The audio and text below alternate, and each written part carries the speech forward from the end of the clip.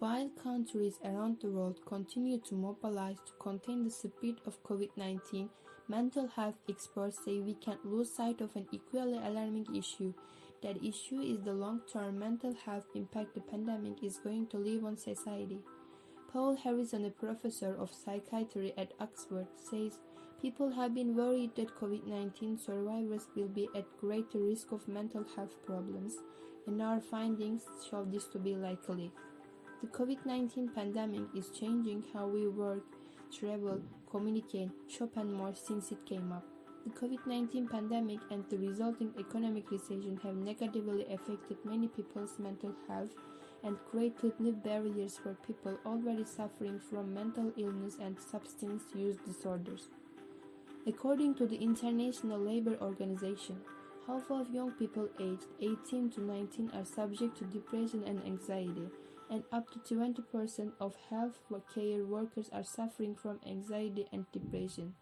Substance use, which was around % in January 2019, reached 41% in January 2021. This graph shows among essential and non-essential workers share of adults reporting mental distress and substance use. As shown in the figure, essential workers are more likely to report symptoms of anxiety or depressive disorder and increasing substance use than non-essential workers. And finally, throughout the pandemic, adult women have been more likely to report poor mental health compared to adult men. For example, 47% of women reported symptoms of anxiety and depressive disorder compared to 38% of men in December 2020.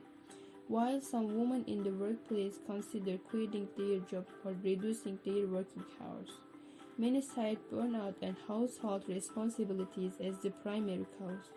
When the COVID-19 pandemic is over, people's habits during the pandemic period may not continue in the future. But the problems we experience, such as anxiety, depression, and increased substance use, will continue. Well, can we find solution to this situation?